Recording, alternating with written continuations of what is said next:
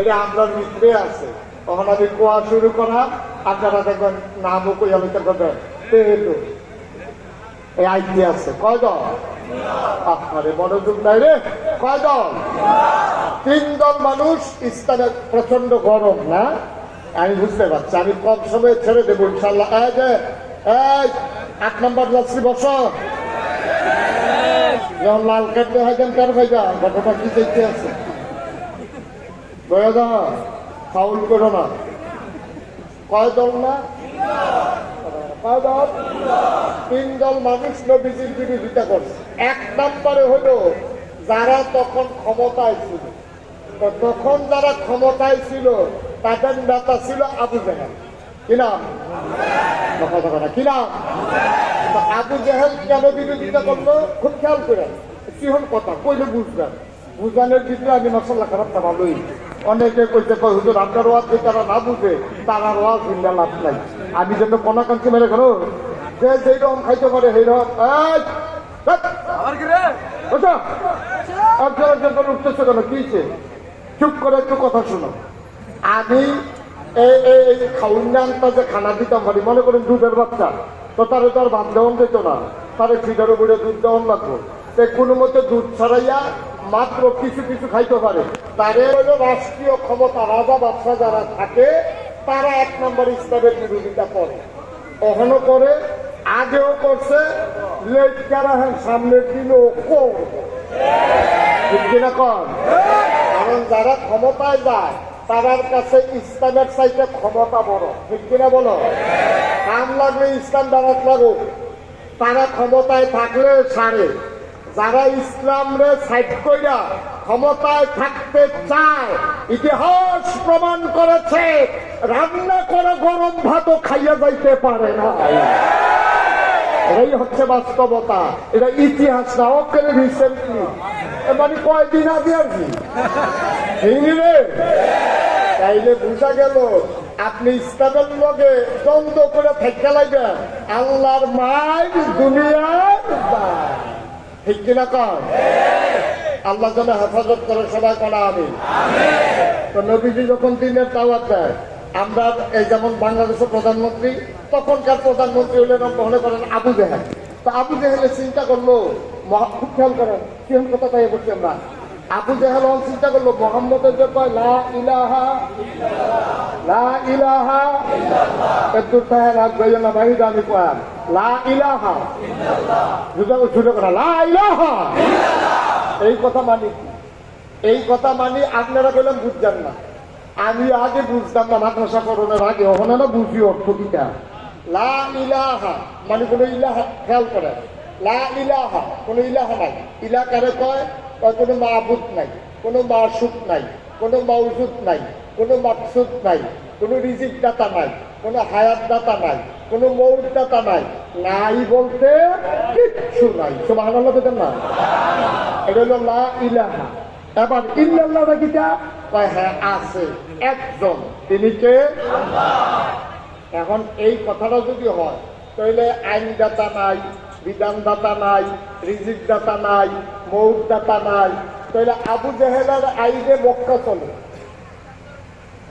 আপনারা কি শুনেন না যে ছেলের কথাগুলো লগে দিয়ে যে এখনো মানুষ নাই তার লগে দিয়া?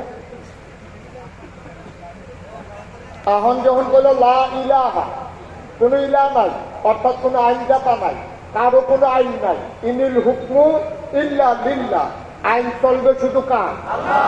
আরে বুঝতে হইল কইন কার? এই কথা যদি কয় তখন আইন চলতে আছে আবু জাহেলের। নবীজি যদি আইয়া কয় আইন চলবে একমাত্র আল্লাহ, তাহলে আবু জাহেলকে আছে না গেছে রে? এইটা তো তোমরা এটা বুঝছো না। আবু জাহেল তো বুঝতে পারছো বুঝিটা, কারণ তো আরবি বুঝো তো। আরবি বুঝতে কেটে বুঝলাম রে লা ইলাহা ইল্লাল্লাহ, তো লা ইলাহা ইল্লাল্লাহ না রে, লা ইলাহা ইল্লাল্লাহ মানে আমি আবু জাহেলের ক্ষমতা নাই। আবু জাহেলের ক্ষমতা নাই। আবু জাহেল কি মোহাম্মদের পক্ষে থাকবো? পক্ষে থাকবো? যখন দেখছে বাংলাদেশে যারা ইসলামকে কায়েম করতে চায়, বাংলাদেশে যারা ভারতের আধিপত্য মেনে নেয় না, যারা বলে আইন চলবে একমাত্র আল্লাহ, খুব হত্যা সন্ত্রাস করে ক্ষমতায় থাকা যাবে না।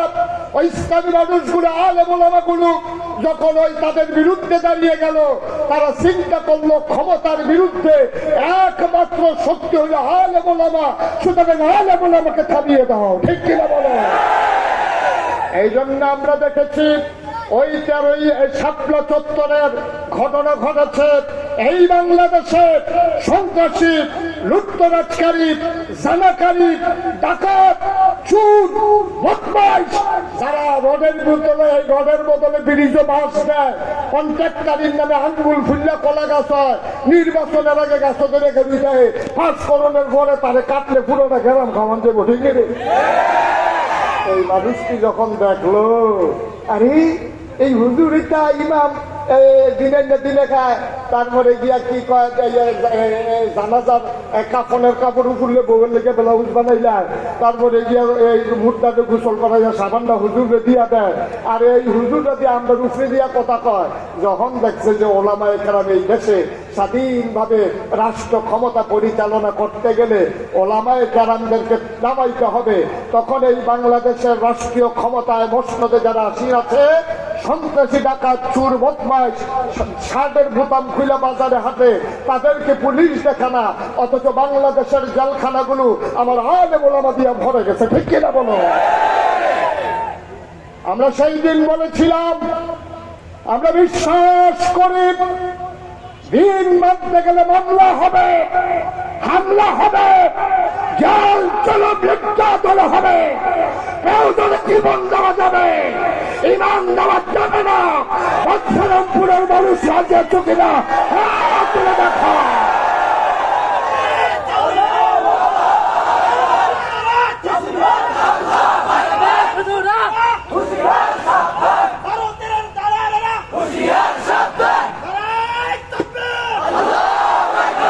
সবাই বলে না আমি এটা নতুন না, আবু জেহেলে বাড়াইয়া অসুখ, এই অসুখ এই কাম শুরু করছে নবীজির উপরে।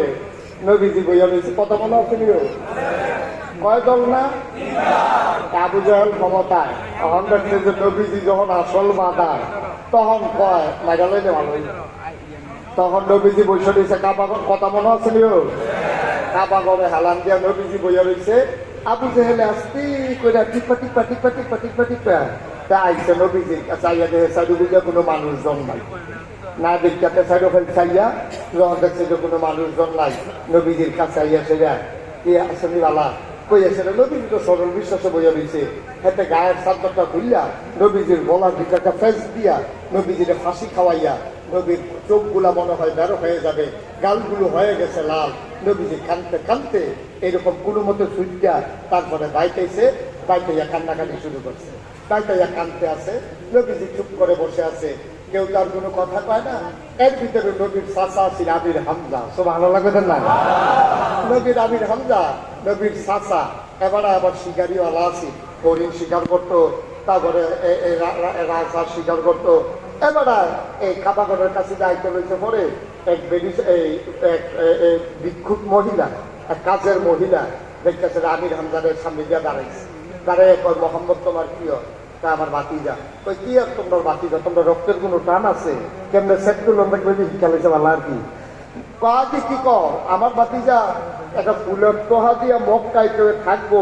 কয় ফুলের তো তোমার বাতিজা তো মাইরে এলে তুলেছিল, কয় কারাইরা আবু জাহেল করতে গেছে হনো হনো গিয়া দেখে যে কাবাগরের সামনে দাঁড়াই দিচ্ছে। আবু জেহেলে মনে করছে নবীজির গায়ে আঘাত করার কারণে আমির হামজা খুশি হবে, কিন্তু রক্তের টান, বাপ নাই ভাতিজা, ভাতিজার লাগে কলজা বড় মায়া গিয়াছে। আবু জাহেল ইয়া ইয়া শুনলাম তুমি বলে আমরা মোহাম্মদের উপরে সাজ্জতি একটা গোলাপ সাইজ দিচ্ছা, কথাটা কি সত্য? দিচ্ছিলাম তো, মনে তো করছিলাম মাইরে এলাকা পড়ান, পারলাম না তো।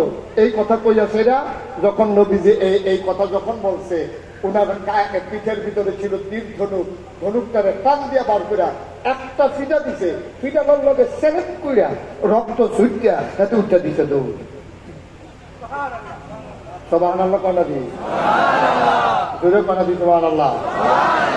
আবু জেহেলে ফিটা খাইয়া যখন দৌড় দিছে, আমির হামজা দৌড়ে বাইতেছে, ভাবজা কান্দির চাকাবার গড়াই দিয়েছি। কান্নাকান্তি দরকার নাই, ঘটনা করে এলেছি। তোমার দিছিল ছাত্রদের তান আর মাথা ফাটাইয়া গিয়া পড়ছি। আল্লাহ নবী সুবহানাল্লাহ বলবেন না? কি নবী রে এটা? কি নবী এটা? আল্লাহ নবী চোখের পানি ছেড়ে দিলেন চাচাকে দেখে। চাচা জড়াইয়া ধরলেন, মাথা ধরে বুকের ভিতরে নিয়ে কপালে চুমু খায়। আমির হামজাদা কিয়া কয়, ভাতিজা আমি প্রতিশোধ নিয়েছি, তুমি খুশি হইতাম। আল্লাহ নবী চোখের পানি ছাড়া আর কান্দে, কয় চাচা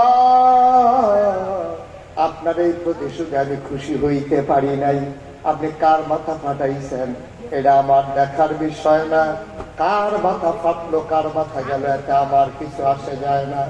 আমির হামজাদা কিয়া কয়, ভাতিজা তোমার মায়ের প্রতিশোধ নিলাম, আমি তো প্রতিশোধ নেওয়ার জন্য দুনিয়াতে আসি নাই। কয় তাইলে কি করলে তুমি খুশি হবা? আল্লাহ নবী কয়, যদি আপনি কলমাটা পড়ে ফেলার আমি খুশি হয়ে যাব। আমির হামজা কয়, ভাতিজা আমার তোমার মনের খুশির জন্য আজকে যা করা দরকার আমি তাই করতে প্রস্তুত।